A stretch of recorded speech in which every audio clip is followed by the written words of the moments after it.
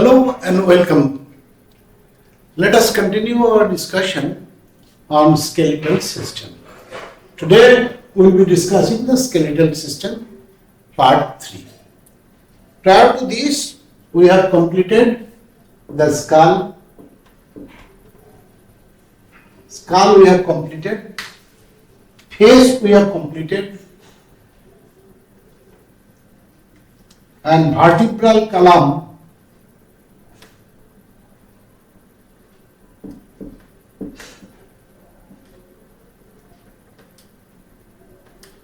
we have completed. Now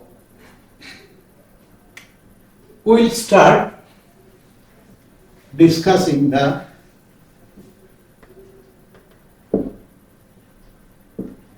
thoracic cage. So this we have, the skull is 29 bones, this is 14 bones and others. Vertebral column has 26 bones, 42 has 33 bones. That we have discussed. Now we will consider this thoracic cage.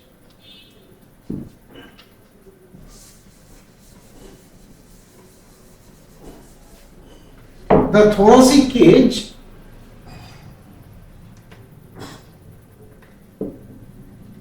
consists of two parts. There are 1, 2, 3, 4, 5, 6, 7, 8, 9, 10, 11, 12. There are 12 thoracic vertebra. From the thoracic vertebra, the ribs arise. Thoracic rib arises. One in this side, one in this side. These are called ribs or costa. These are called ribs or costa. It arises from the backbone, that is vertebral column. From each and every vertebra, one pair of ribs or costa arises and meets in the front. That front is known as sternum. So it contains 24, that is 12 pairs of ribs or costa. And where it meets in the front, this is known as sternum. We will start discussing this thoracic cage from the sternum, and later on we will discuss this one. This is very easy, which will not take that much time, but sternum is very important bone in our body. Sternum looks like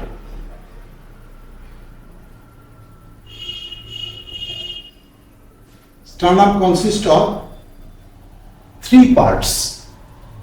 The superior triangular part is known as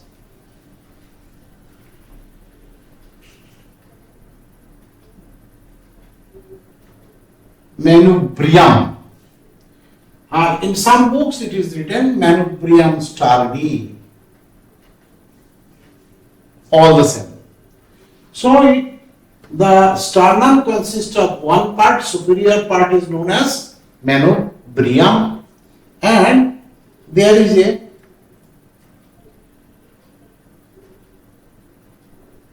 shaft or blade-like body. This is known as body of the sternum, and in the end there is a pointed area. This pointed area is known as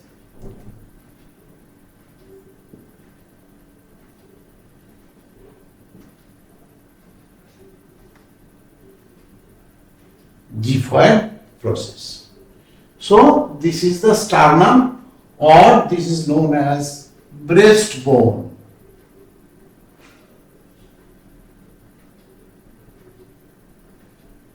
it is flat. But in some other animals, it is angular in shape. Only who can walk on their legs, they have sternum.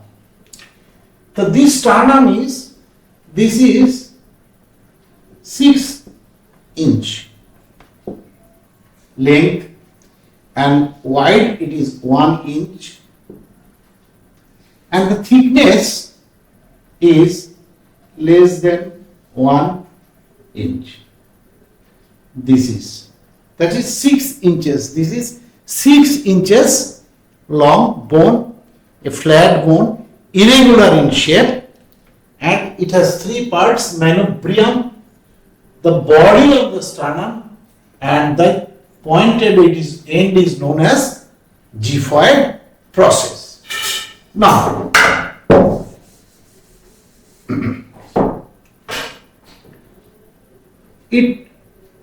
so there should be a joint here. There should be a joint here. This joint, we can call this joint as, this is sternum, this is sternum, this is manubrium. So manubriosternal joint. This point is known as, joint is known as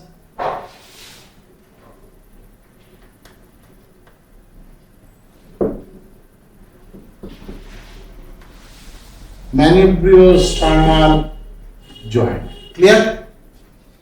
This point of attachment or this junction is known as xiphoisternal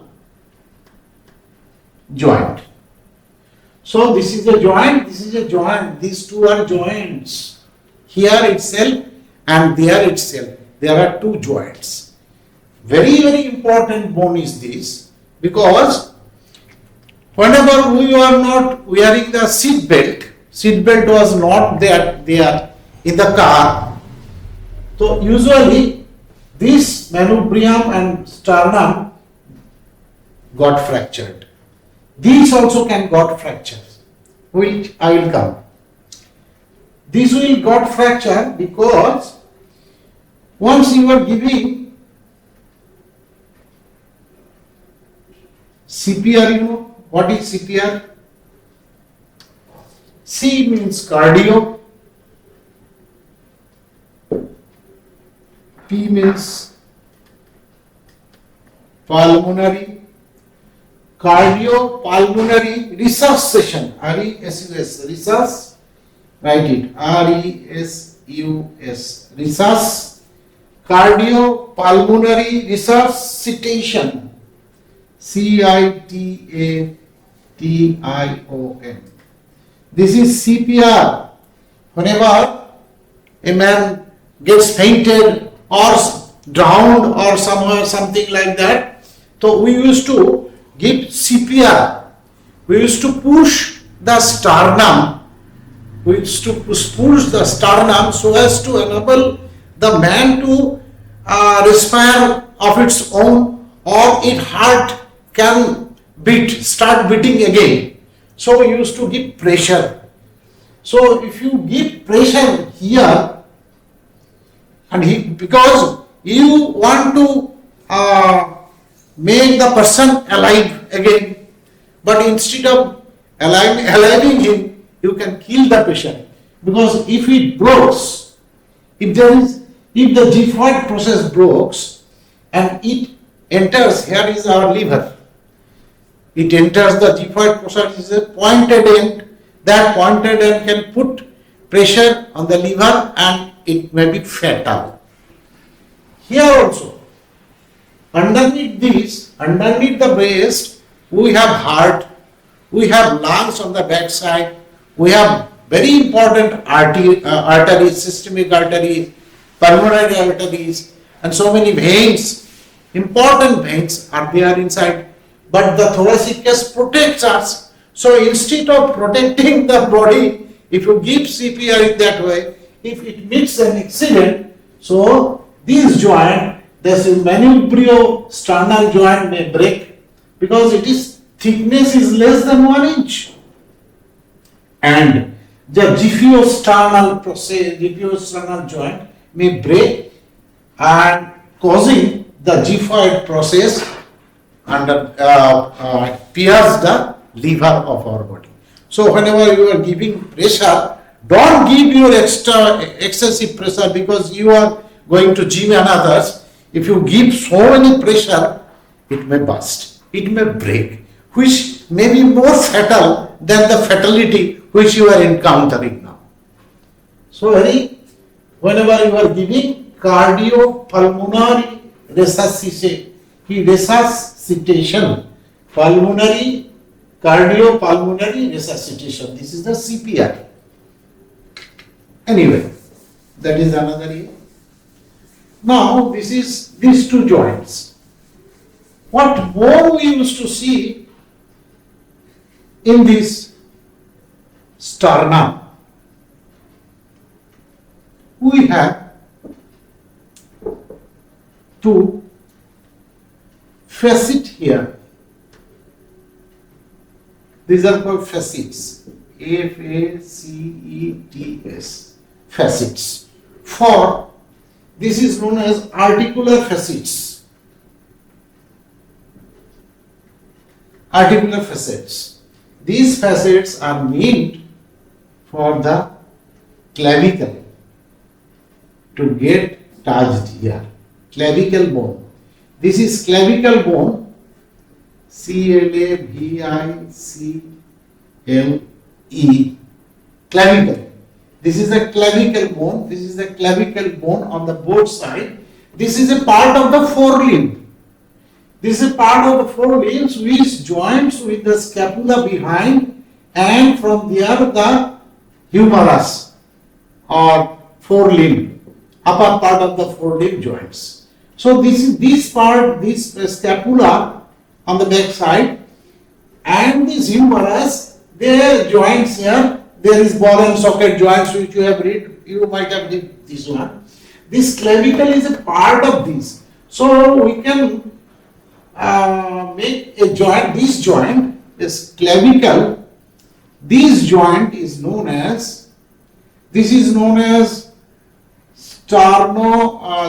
Giffey-sternal process. This is known as manubrium-sternal process.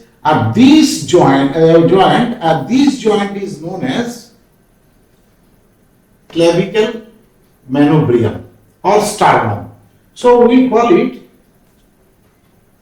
sternoclavicle joint. This joint is known as sternoclavicle joint. So this facet bears holds this clavicle by cartilage. So there is joining, it is part of the forelimb. Whenever we will go to appendicular skeleton, we will read that. We forget it right at this moment. Only for keeping in mind that there are two facets for articulation of the clavicle. Now,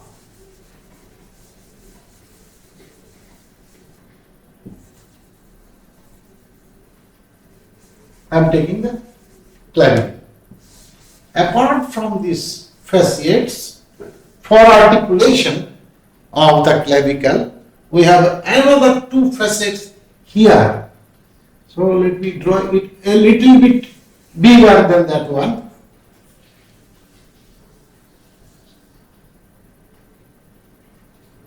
This is for clavicle to get attached. There are two facets, two more facets here on both sides of the manubrium. This facet is meant for articulation of the cartilage of T1 and T2. So T1 comes here and joins, T1 comes here and joins, and it joins on the back side of the vertebra, which I will come, how it joins. And this is T2. This is T2. So this is T2, this is T1.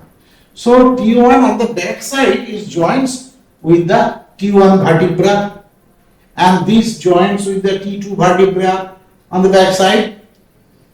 So there are two notches, more notches in the manubrium, which meant for articulation of the cartilage of the T1 and T2 ribs or costa, or their cartilage is known as costal cartilage. Clear? It remains joints with the help of cartilage. Now we have come this one, manubrium, and this is the body of the sternum. This is the body of the sternum. Actually, it is actually like a sword, you know. The sword has a blade like this, and this pointed end is gyphoid process. This is the blade, and this is the handle. This is the handle of the sword, by which sword handle, this is the blade, and this is the pointed end, the gyphoid process. Now it is an inverted sword-like structure or tie-like structure. Tie, we used to wear tie now. The node is manubrium, the open part, the flat part is known as body, and the last part is known as gyphoid process. Here also we got 1, 2, 3, 4. 1, 2, 3, 4. 4 facets are there. There are 4 facets for articulation of the costal cartilage of T1, T2, T3. This is T3. This is T3. T4. T5, T6. So for the thoracic ribs, number 1, number 2, number 3, number 4, number 5, number 6. T1, T2, T3, T4 I have not written. Na? This is T4.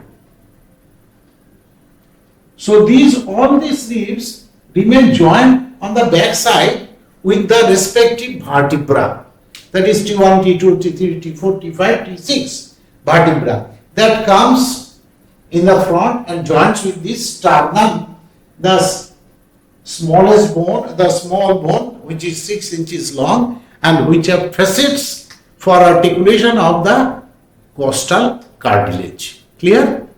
Now, from here, in the giphisternal joint, the giphisternal joints, it extends like this.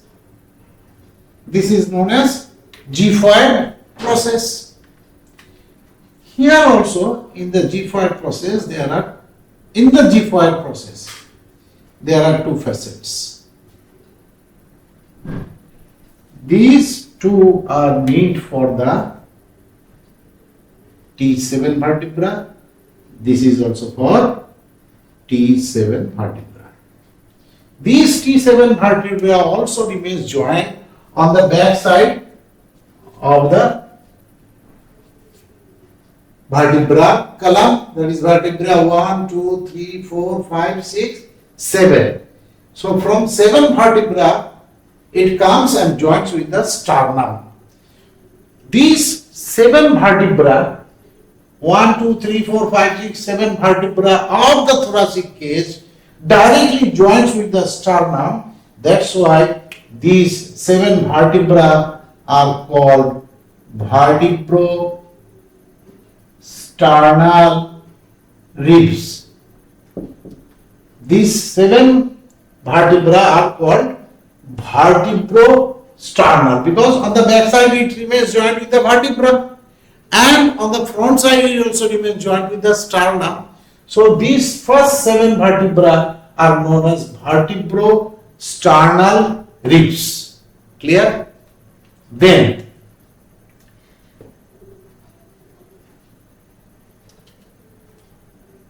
8, 9 and 10. These vertebra comes, it arises from the back. not 11, 12. These 8, 9 and 10 joints here.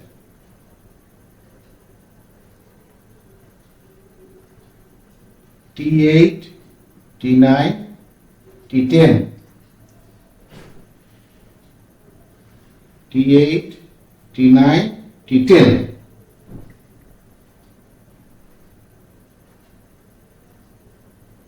So this remains joined with their respective cartilage, costal cartilage with the above vertebra, and which again joins with the help of costal cartilage with the T8, and it also again remains joined with the help of costal cartilage to T7 and finally joins here. So these three vertebrae T8, T9, T7, they directly do not join with the sternum. Hence, these three are called vertebrochondral ribs. In the exam, sometimes it comes what is known as vertebrochondral ribs, why it is called, and why it is known as vertebrosternal ribs. So, vertebra with the sternum called the vertebrosternal, and these three T8, T9, T11, these three are called vertebrochondral ribs. That is, their joints with the chondral cartilage first and then joins with T7 and joins here, remains joint here.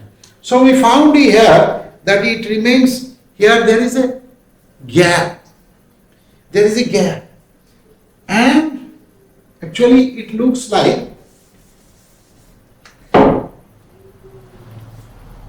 number 1, number 2 vertebra, number 3 vertebra, number 4 vertebra, number 5 vertebra, number 6 vertebra. So in this way it remains like an inverted umbrella. Like an inverted umbrella or inverted jar like this. So it remains like this. And here the lungs remains on the back side, inside, and the heart remains here, and the arteries and veins and others, esophagus, and cardiac end, cardiac starting of the cardiac position. So it remains joined. That is esophagus, pharynx, not pharynx, esophagus and heart, lungs, and some, these are all aorta and big veins, vena cava. These are being protected by this thoracic cage. Now, how it expands, how it closes, before going to that, I would say that T11 and T12 vertebra also arises from the T11 and T12, but it remains like this. They never join. They arises from the vertebra, but they never join in the front. They remains floating. So these two are called floating ribs or vertebral ribs. These two are 11 and 12 are called floating ribs or vertebral ribs. Now, so within these ribs or costa,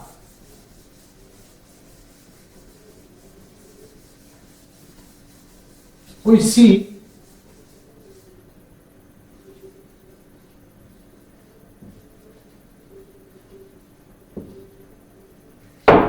it is outside. That is, this is a, in the back side it is joined, in the sternum it is joined here. The second vertebra is like this. The third vertebra is like this. The fourth vertebra is like this. That is these are called ribs. Both ribs are like this, and they remain joined here with the help of sternum. Now they have some muscles.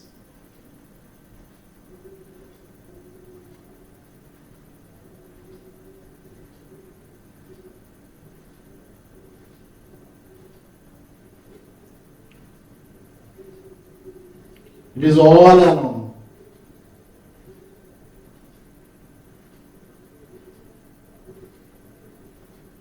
These muscles are called intercostal muscles. These muscles are called intercostal. In between these vertebrae, suppose this is a costa from this side. This is a costa. This remains joined. So these are all known as costa. So in between the two costa, these are called intercostal muscles. The muscles which goes downwards and outwards are called external intercostal muscles.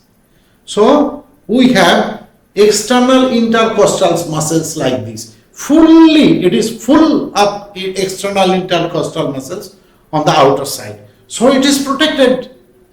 And in the inner side, let us consider that these are inner side. Inner side, the muscles are downward and inward, downward and inward, downward, inward. This is downward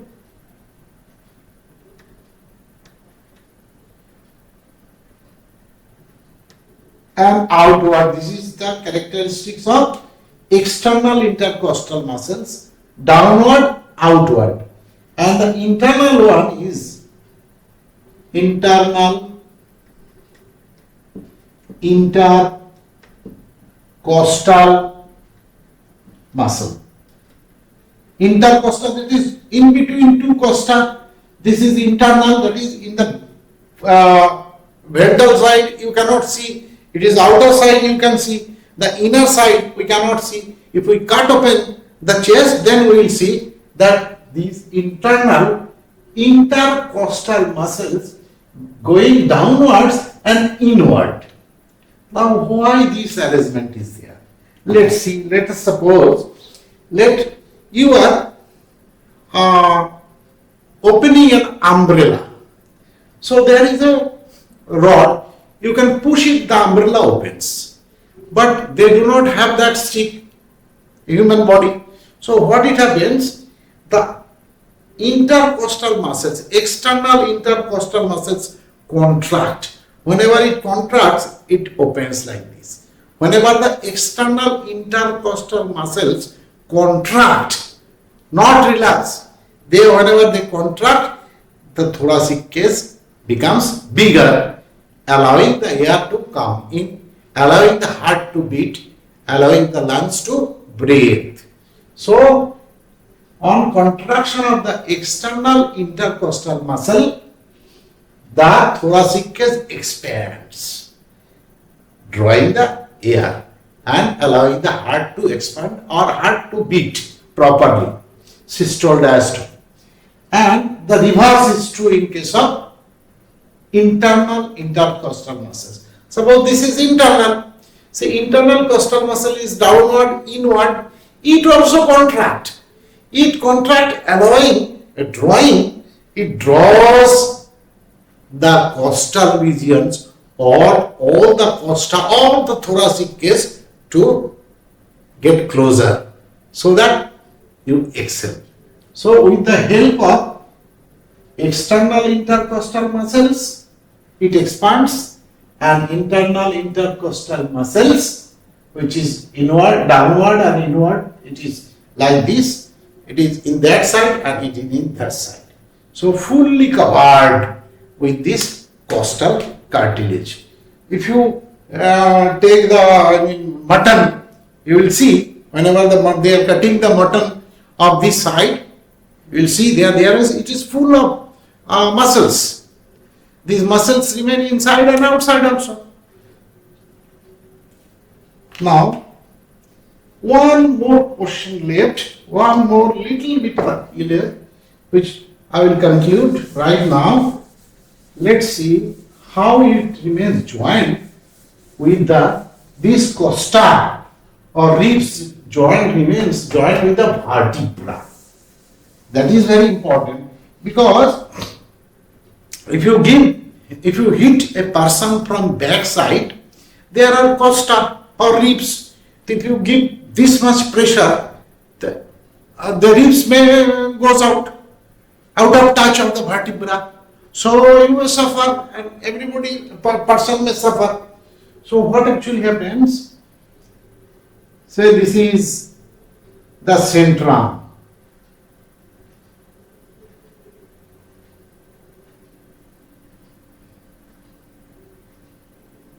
I am writing reverse on reverse side, on back side. This is the centrum of the vertebra, this one, centrum. And from this centrum, two things arises on this side, on this side.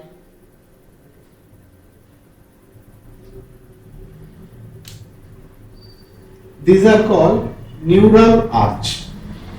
These are called neural arch on right side and left side of the vertebra. I am writing in the reverse way. This is the centrum or the body, it is solid. From this centrum, this is centrum. Suppose this is centrum. From this centrum, another centrum, another centrum, another centrum. So they remain joined with the centrum. And in between the centrum, in between this, there is disc, rounded disc. I am not writing rounded, I am writing a disc like this. This is intervertebral disc. If this disc slips, it causes slip disc problem. So this acts like a pad or cushion. Why? Because this centrum, if another centrum joins here, there will be a friction. In that friction, our T7 vertebra, T8 vertebra will have friction. T5, T4, T5, whatever vertebra it is, it will get friction. To avoid the friction, we are putting some pad here. That is slip disc. This disc. So this pad helps us to be flexible as well as to protect the two vertebra one after another, and it will take the weight of 60 or 70 kg or 40 kg, whatever it is, it will take the strength. That is, it is the centrum and centrum, it takes strength. It is the centrum and centrum. And this portion is known as neural canal.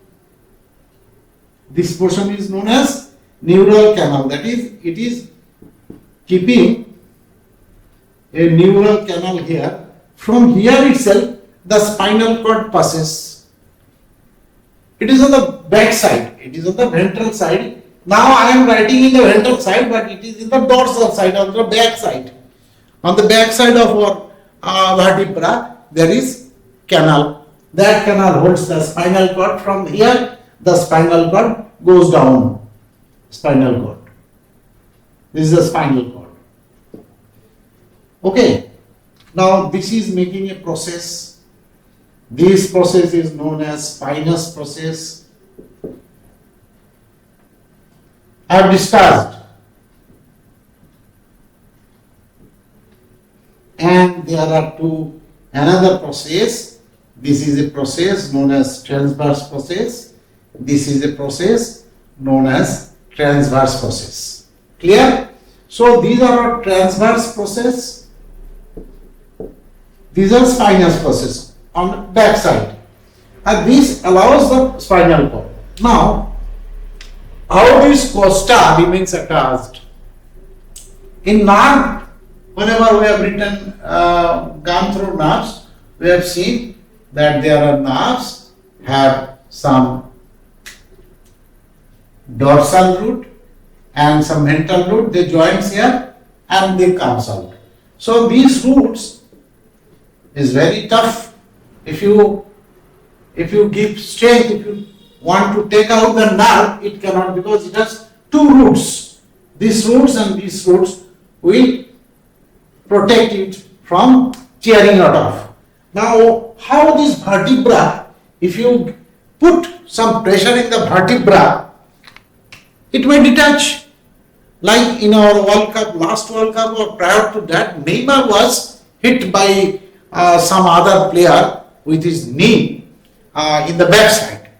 So in the backside, if the vertebra or the costa gets detached, then Neymar would not have played throughout the life. But he survived. How? Because these have some place for articulation. These have some place for articulation known as costovertebral joint.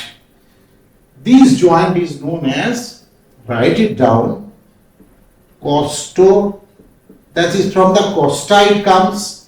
This is the costa or ribs. This is the costa or rib single.